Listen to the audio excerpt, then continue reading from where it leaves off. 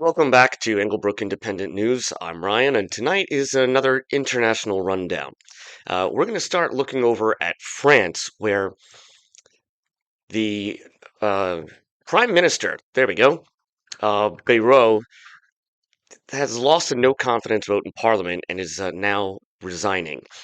For those of you who are unfamiliar with the parliamentary system, at certain points, the parliament can vote on whether or not they think the prime minister is doing a good job. If they vote no, or if enough of them vote no, the prime minister then has to leave, and this is often followed by new elections. Now, we're not sure if there's going to be new elections just yet, though they are being called for by some prominent French politicians, such as Marine Le Pen.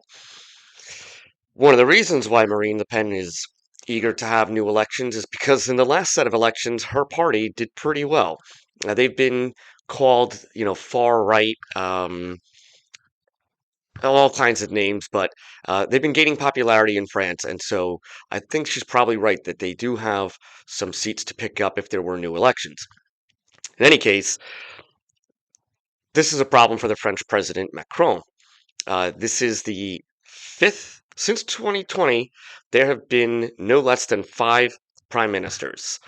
So some of them are not even lasting an entire year before they're being ousted. This is in response to the debt crisis that France has. So it's not the vice president, sorry, the prime minister had put together a way to slash the overspending and the deficits that France has now faced. However, this was roundly rejected by the rest of the assembly, the National Assembly there, the legislature. So he had a gamble, and he gambled that if he had a no confidence vote now, he might still be able to pull it out and then, gain some support for his financial programs. But he was wrong, and the sizable majority turned against him. So France is back at square one. They still have their debt crisis, and they have no one who's trying to lead them out of it at the moment. So we'll be following up with that and seeing where that takes us. Next, we have protests in Serbia. Uh, some time ago, I believe it was in November of last year, part of a train station collapsed and it killed 16 people. The investigation into the collapse found that there was a tremendous amount of corruption that led to this. So, reports were not being filed correctly or they were just being faked. Um, Shortcuts were being taken on the construction materials, inspections to make sure that everything was up to code, again, either not being done properly or not happening at all. And so the population there kind of had enough of it. And the Serbians, they want accountability. They want the people that are responsible to be brought up on charges, and they want to start ousting people from the government who are clearly corrupt. Obviously, the corrupt politicians in Serbia are not very happy about this, and just a few days ago, there was another clash with protesters in the capital, Bucharest. This doesn't look like it's going to be going away anytime soon. The people of Serbia have been protesting since November, and they're gathering massive amounts of people, tens of thousands of people coming out to the streets to protest.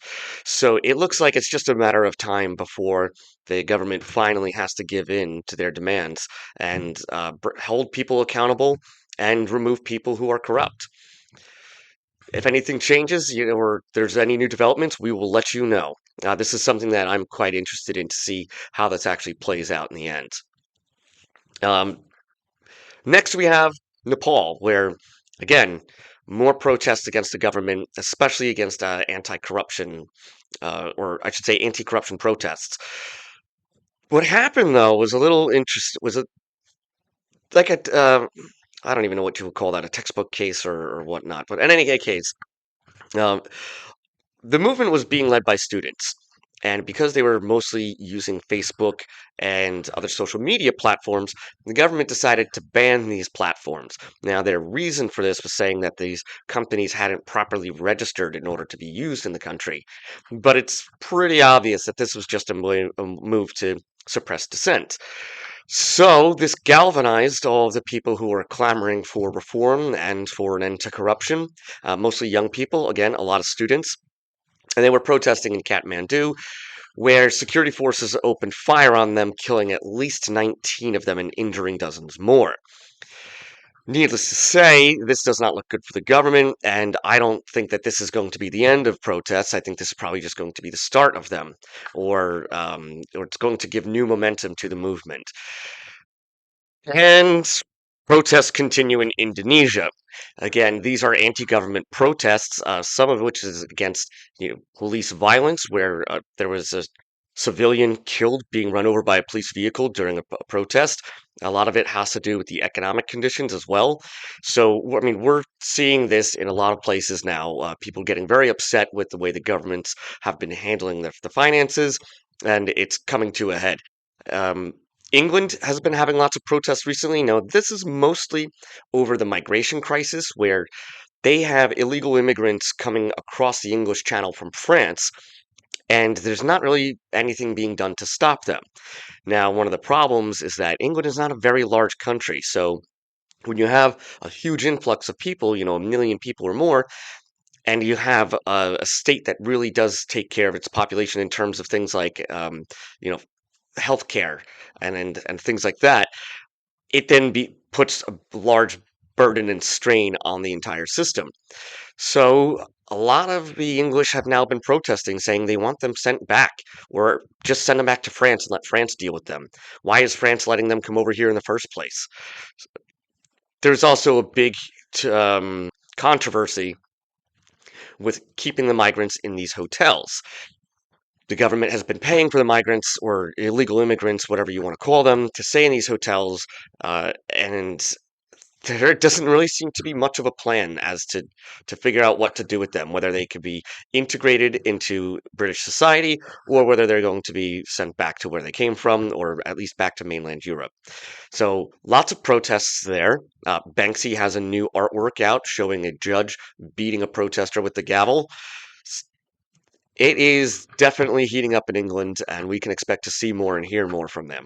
And then lastly, in Argentina, elections in Buenos Aires, local elections, are not showing good signs for the current administration there. I believe, I want to say his name is Milei, the president.